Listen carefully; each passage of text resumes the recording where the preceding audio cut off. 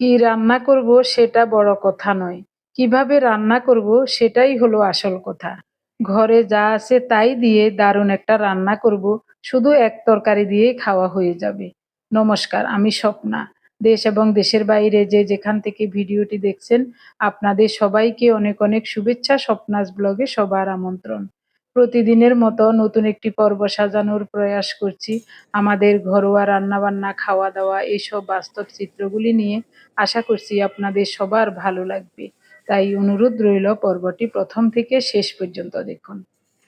কাঁঠাল খেয়েছি অনেক আগে, বিচিগুলি ধুয়ে রোদে শুকিয়ে পলিথিন মুড়িয়ে ফ্রিজের নর্মাল চেম্বারে রেখে দিয়েছিলাম। কাঁঠালের বিচিগুলি খুব সুন্দর এবং তাজাই আছে। অনেকেই কাঁঠালের বিচি কাটার ঝামেলার কারণে রান্না করেন না। আমি কিভাবে রান্না করি দেখুন। বিচিগুলো শিল দিয়ে অর্ধভাঙ্গা করে নিয়েছি। এখন উপরের শক্ত খোসাটা ফেলে দিচ্ছি। শক্ত খোসার নিচে যে লাল আবরণটা থাকে, এটা না ফেললেও চলে, এটাতে অনেক পুষ্টি আছে। এজন্য এটা আমি কখনোই ফেলি না। ধোয়ার সময় যা যাবে তো যাবে, আর যেটা থাকবে কোনো সমস্যা হবে না।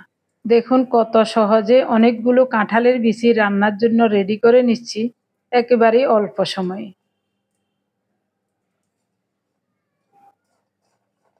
এগুলি কচলিয়ে কচলিয়ে ধুয়ে নেব। এতগুলো বিচির মধ্যে 2টা কাঁঠালের বিচি নষ্ট হয়ে গেছে। 3-4 দিন আগে কাঁচামরিচ এনেছিলেন। সব সময় কাঁচামরিচ এনে উনি বোটাগুলি ছাড়িয়ে রাখেন। সেদিন কাঁচামরিচ আনার পর বোটাগুলি ছাড়তে দেই নাই, কারণ ছোট ছোট নাতিরা ঘরে ছিল। ওদের দাদু যদি মরিচের বোটা ছাড়ায়, ওরাও আসবে বোটা ছাড়াতে, এই জন্যই রেখে দিয়েছি। গতকাল রাতেই 2টা ছুরি শুটকি কেটে ধুয়ে ভিজিয়ে রেখেছিলাম। দেখুন ভিজে একেবারে নরম হয়ে আছে। কাঁঠালের বিচিগুলিও পরিষ্কার করে ধুয়ে নিয়েছি। 2টা ধুন্দুল খোসা ছাড়িয়ে ধুয়ে নিয়েছি। হাত, বটি, বাটি সব ধুয়ে নিয়েছি। এবার ধুন্দুলগুলো এভাবে করে কেটে নেব। ধুন্দুল মিষ্টি জাতীয় সবজি, কাঁঠালের বিচিও মিষ্টি জাতীয় সবজি। শুটকি রান্না করলে খুবই চমৎকার হবে। বেশি করে কয়েকটা পেঁয়াজ কুচিয়ে নেব।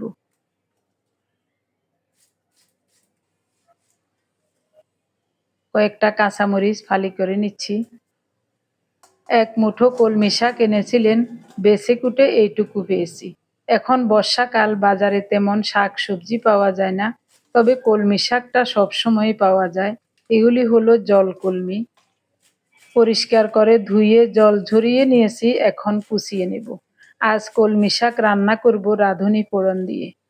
সেদিন আমার একজন প্রিয় দিদি কমেন্টে জানিয়েছিলেন রাঁধুনি ফোড়নে দিয়ে কলমি শাক ভাজা করতে। আজ রাঁধুনি ফোড়নে দিয়েই ভাজা করব। সব কিছু কেটে ধুয়ে পরিষ্কার করে রেডি করে নিয়েছি। জায়গাটাও মুছে রাখছি। হাতটা পরিষ্কার করে ধুয়ে রান্না বসিয়ে দিলাম। ছুরি শুটকিগুলো ভালোভাবে ধুয়ে শিল দিয়ে একটু ছেঁচে নিয়েছি। তেল গরম হলে দিয়ে দিলাম। প্রথমে অল্প তাপে শুটকিগুলোকে খুব সুন্দর মতো ভেজে নেব। স্বাদ মতো লবণ দিয়ে দিলাম।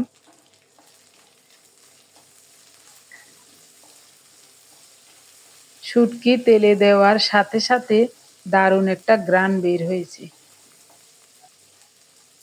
আমরা যারা শুটকি খেতে খুব পছন্দ করি, আমরা অবশ্যই অনুভব করতে পারবো এই শুটকি তেলে দেওয়ার সাথে সাথে কিরকম ঘ্রাণ ছড়াতে পারে। অল্প তাপে শুটকিটাকে দারুণভাবে ভেজে নিয়েছি। এখন দিয়ে দেব কুচানো পেঁয়াজ।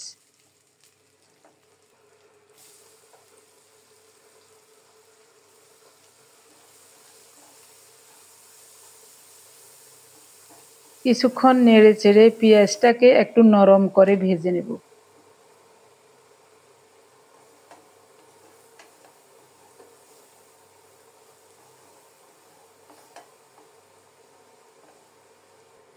এবার দেব 1/2 চা চামচ হলুদ গুঁড়ো, 1.5 চা চামচ গুঁড়ো মরিচ, সাথে সাথে ধুন্দুল আর কাঁঠালের বিচি দিয়ে দিলাম।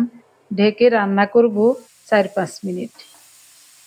4-5 মিনিট পর দেখছি ধুন্দুল থেকে কিছুটা জল বের হয়ে গেছে, আর পেঁয়াজটাও লাল লাল করে ভাজা ভাজা হয়ে গেছে। সব মিলিয়ে খুব সুন্দর ঘ্রাণ বের হয়েছে। এখানে এক ফোঁটা জলও ব্যবহার করব না। ধুন্দুলের জলে আর টমেটোর জলেই রান্নাটা হয়ে যাবে।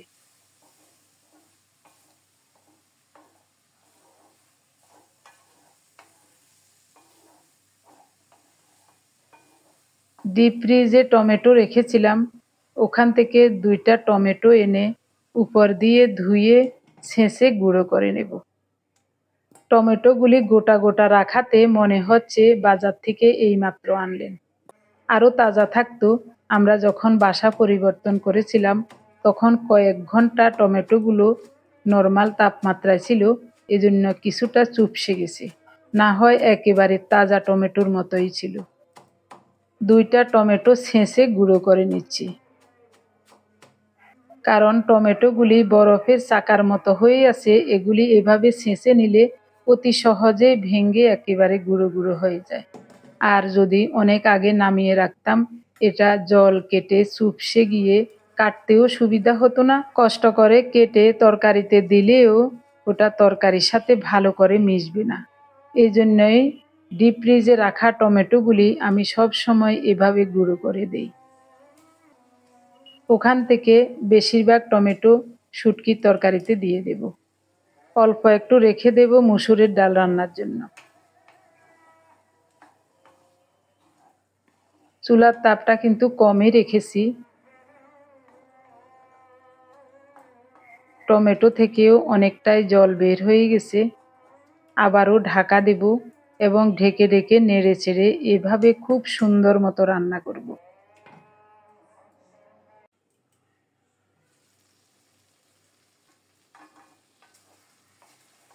ঢাকা দিয়ে 7-8 মিনিট রান্না করেছিলাম।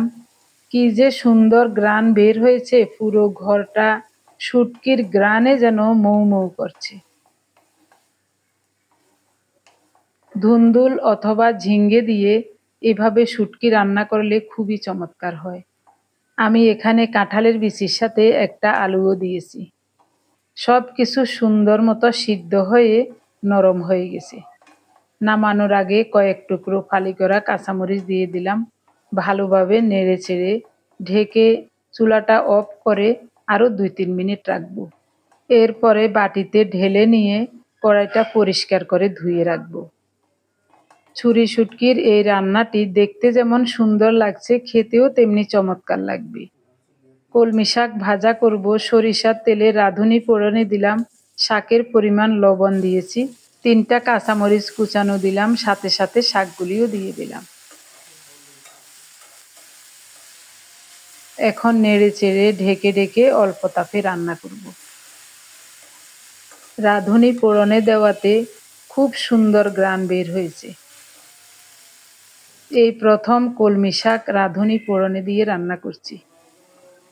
আমরা কোনোদিন ভাবতে পারি নাই রসুন ছাড়া শাক রান্না করব।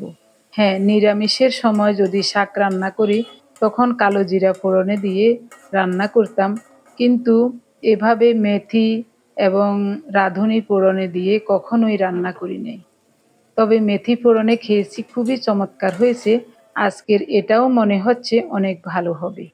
মসুরের ডালগুলো পরিষ্কার করে ধুয়ে ফোটানো গরম জলে বসিয়ে দিলাম। 6-7 মিনিট ঢেকে অল্প তাপে রান্না করার পর ডালগুলো খুব সুন্দর মতো সিদ্ধ হয়ে গেছে। এখন দিয়ে দিলাম টমেটো, 2টা কাঁচামরিচ, স্বাদ মতো লবণ, হাফ চা চামচের কম হলুদ গুঁড়ো, একটা তেজপাতা। আরও 3-4 মিনিট ঢাকা দিয়ে রান্না করে ডালটা খুব সুন্দর মতো ঘুটে নিয়ে ফোড়ন দেব। টমেটো দেওয়াতে ডালের রংটা খুব সুন্দর হয়েছে। ডাল ওই চুলায় বসিয়ে দিলাম। এদিকে ফোড়নটা রেডি করব। অল্প সরিষার তেলে কুচানো পেঁয়াজ দিয়েছি। পেঁয়াজটাকে একেবারে লাল লাল করে ভেজে নেব, তাহলে মসুরের ডাল খেতে খুব ভালো লাগবে। টমেটোগুলি ছেঁচে দেওয়াতে শুটকির সাথে যেমন মিশে গেছে, ডালের সাথেও মিশে গেছে। এদিকে ফোড়নটা রেডি হলে ঘুটে রাখা ডাল দিয়ে দিলাম। যেই পাত্রে ডাল সিদ্ধ করেছি ওই পাত্রে ঢেলে রাখবো। এখন কড়াইটা পরিষ্কার করে ধুয়ে রেখে দেব। ডালটা ২-১ বার বলক আসলে নামিয়ে নেব। আজ শুক্রবার, রান্না শেষে পার্থকে খাবার দিয়েছি। এরপর সবকিছু ধুয়ে মুছে পরিষ্কার করে আমাদের জন্য খাবার বেড়ে নিচ্ছি। এখন দিনের 3:30 বাজে। আমরা দুপুরের খাবার খেতে আসলাম। আমার প্রিয় ভাই বোন বন্ধু স্বজন, আপনি যদি এই প্রথম আমাদের ভিডিওটি দেখে থাকেন, সম্পূর্ণ পর্বটি দেখার পর যদি একটু ভালো লাগে, আমার অনুরোধ রইল চ্যানেলটি সাবস্ক্রাইব করে আপনার মূল্যবান মন্তব্যটি লিখে জানাবেন। ফেসবুক থেকে ভিডিওটি দেখে থাকলে পেজটি ফলো, লাইক, শেয়ার করে আপনার মূল্যবান মন্তব্যটি লিখে জানাবেন। যে কোনো গঠনমূলক মন্তব্য করতে পারেন, কোনো সমস্যা নেই। আমি আপনাদের সকল মন্তব্যের উত্তর দেব। আমি সব সময় আমাদের ঘরোয়া রান্নাগুলি আপনাদের সাথে শেয়ার করি শুধু আপনাদেরকে দেখানোর জন্য। নতুন কিছু আড়ম্বর করে রান্না করে দেখাবো সেই সামর্থ্য কিন্তু আমাদের নাই। তবে বিভিন্ন ধরনের রান্না করতে পারি, আগে অনেক করেছিও। এখন খাওয়ারও মানুষ নাই। আগে তো কোনো কিছু বাছবিচার করা ছাড়াই বিভিন্ন ধরনের রান্না করে নিজেও খেয়েছি, পরিবারের সবাইকে খাইয়েছি। এভাবে চলতে চলতে ওনার ডায়াবেটিস, হাই প্রেশার, আমার স্থূলতা সব মিলিয়ে হিজিবিজি অবস্থা হয়ে গেছে। তখনই সব কিছু জেনে বুঝে অসুস্থ লাইফস্টাইলকে না বলে সুস্থ লাইফস্টাইলে ফিরে আসলাম। এখন আমাদের সাধ্য অনুযায়ী একেবারে সাদামাটা রান্না করে একবেলাই খাই। সেটাই আমি আপনাদের সাথে শেয়ার করি।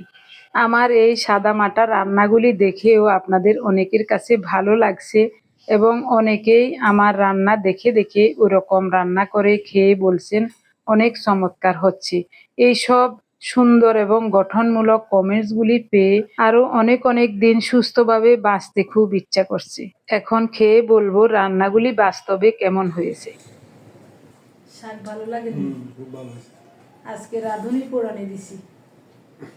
একজন দিদি সেদিন বলছিল কলমি শাক রাঁধুনি পোড়ানি দিয়ে রান্না করবেন, এই জন্যই আজকে রাঁধুনি পোড়ানি দিয়ে রান্না করছি। ভালো লাগে তাই কেন?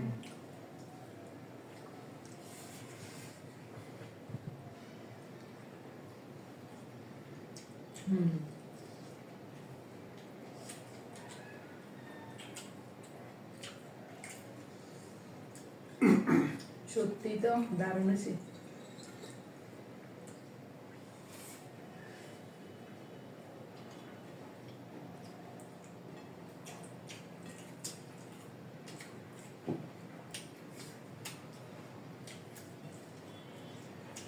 রাঁধুনি পোড়ানে দেবো বা মেথি পোড়ানে দিয়ে রান্না করবো কলমি শাক, কোনোদিন কল্পনাও করিনি।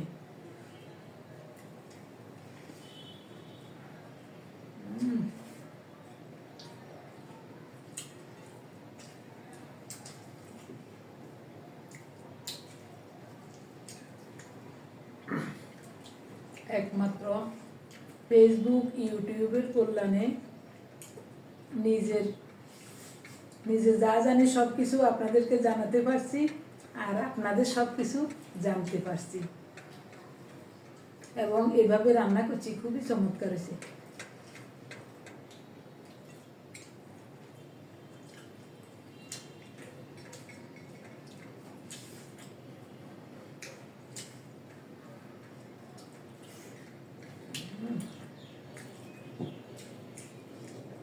সারা জীবন রসুন ছাড়া শাক খাই নাই, রসুন আর কালি জিরে ছাড়া।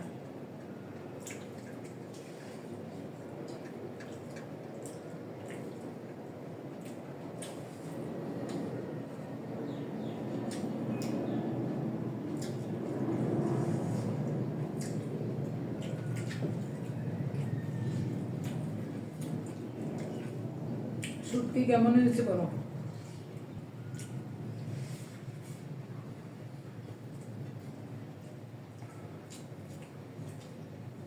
শুটকিও দারুণ হয়েছে। নিম পাতার বোতল দাও।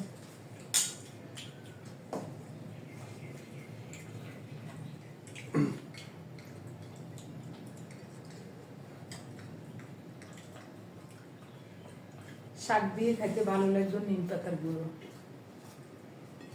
মনে ছিল না শুটকি দিয়ে খাই শুটকি তাহলে ভালো হয়েছে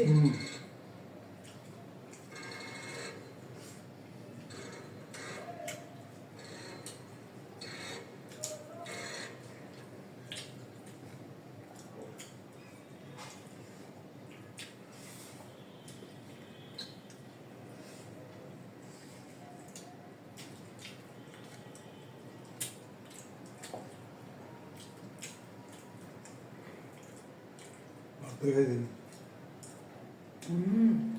পারতো তো শুটকির গ্রানে বেরিয়ে হয়ে গেছে কয়ে ভাত দেন তখন ভাত হয় নাই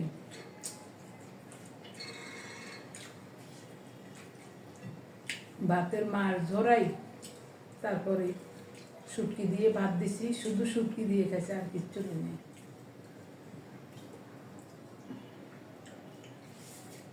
কি যে চমৎকার হয়েছে শুটকিটা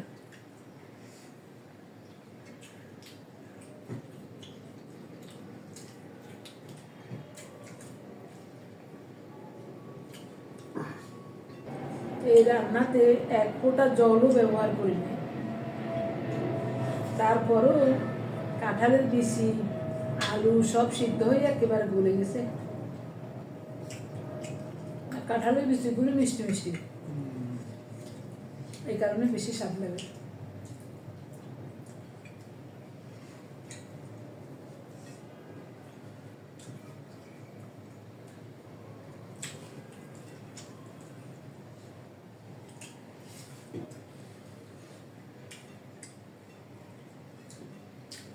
শেষের দিকে কাঁঠালের বিচিগুলো পলিথিন উড়িয়ে পরিষ্কার করে ধুয়ে শুকিয়ে পলিথিন মুড়িয়ে ওই ফ্রিজে নর্মালে রেখে দিয়েছি একেবারে সব ভালো আছে আজকে মাত্র এতগুলি কাঁঠালের বিচির মধ্যে 2টা বিচি নষ্ট হয়েছে আরগুলি ভালো আছে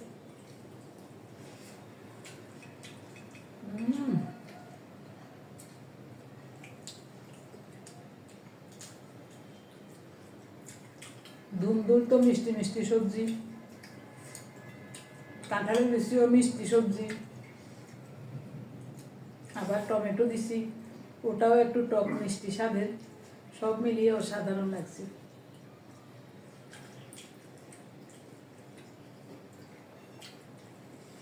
আপনারা যারা শুটকি পছন্দ করেন এইভাবে একবার রান্না করে খেয়ে দেখবেন আমার প্রিয় ভাই বোন বন্ধু স্বজন আবার একটু কথা বলি আমাদের লাইফস্টাইল নিয়ে 2001 সালে ওনার ডায়াবেটিস ধরা পড়েছিল তারপর থেকে সাবধানে খাওয়া দাওয়া করেও রক্ষা হলো না এরপরে ওষুধ খেতে হয়েছে ওষুধেও যখন রক্ষা হচ্ছে না তখন ইনসুলিন নিতে হয়েছে 2 বেলা ইনসুলিন অনেকগুলো ঔষধ প্রেসারের ঔষধ বিভিন্ন ধরনের ঔষধ শুধু বাড়তেই আছে এইভাবে করে ঔষধের সাথে সাথে 6 বেলা 8 বেলা খাবার খেয়ে খেয়ে ওনারও স্বাস্থ্য অনেক বেড়ে গিয়েছিল আমারও অনেক বেড়ে গিয়েছিল তবে ঠাকুরের আশীর্বাদে আমার কোনো ডায়াবেটিস হাই প্রেশার কিছুই ছিল না শুধু শরীরে অনেক ফ্যাট জমে গিয়েছিল সুস্থ লাইফস্টাইল শুরু করেছি আমরা 2020 সালের জানুয়ারির প্রথম থেকে 3 মাসের মধ্যেই আমরা আমাদের লক্ষ্যে পৌঁছে গিয়েছিলাম তারপর থেকে দুপুরে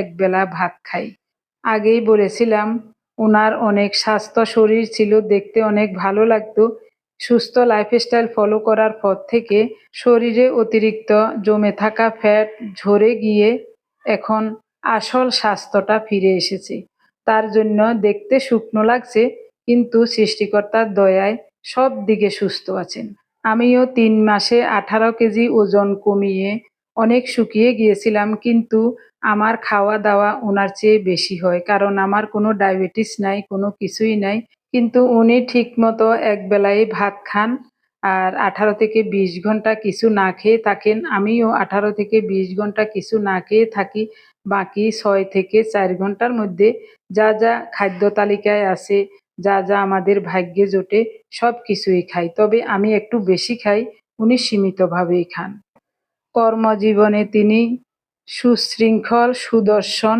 এবং দায়িত্ববান পুরুষ ছিলেন 2009 সালে সরকারি চাকরি থেকে অবসরে আছেন। সেই থেকে এই পর্যন্ত এখনো কিন্তু একদিনও বসে থাকেন নাই। 2020 সাল পর্যন্ত কম্পিউটারে কাজ করেছিলেন শুধু সংসারের ঘানি টানার জন্য, ছেলে মেয়েদের পড়ালেখার জন্য। এরই মধ্যে আবার 2019 সালে 2 মেয়েকে বিয়ে দিয়েছেন। সবই নিজের উপার্জনের টাকা দিয়ে করেছেন। এখন সুখে থাকার সময় যদি অসুস্থ হয়ে পড়ে থাকেন, সেটা তো আমাদের কাছে ভালো লাগবে না। তাই আমি সব সময় চেষ্টা করি ওনাকে এবং পরিবারের সবাইকে সুস্থ রাখার। এখন সন্ধ্যা পার হয়ে গেছে, একটু পরে চা খাবো, তার আগে একটা অসুস্থ খাবার খাচ্ছি। কবে চানাচুর খেয়েছি মনেও নাই, তবে সেদিন 1 প্যাকেট চানাচুর এনেছিলেন নাতিদের জন্য, ওরা খায়। তো নাতিরা অল্প একটু খেয়েছে, বাকিটুকু রয়ে গেছে। তো এটা তো খেতে হবে, তাই উনিও বলছেন মুড়ি দিয়ে কিছুটা চানাচুর মাখিয়ে নাও, আজ একটু খাই।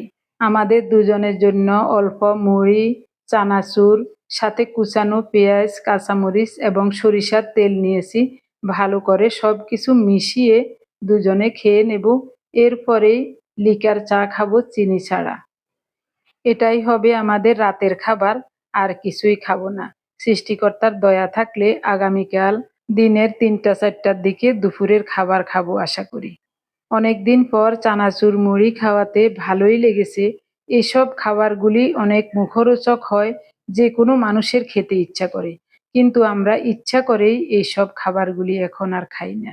1 চিমটি গ্রিন টি, 3টা গোলাপ কলি, সামান্য হিমালয়া পিঙ্ক সল্ট এবং ফোটানো গরম জল দিয়ে গ্লাসে ঢাকা দিয়ে রেখেছিলাম। এখন 2 কাপে ঢেলে নিলাম স্বাস্থ্যকর গ্রিন টি। সবাই ভালো থাকুন, দেখা হবে আগামী পর্বে। ধন্যবাদ।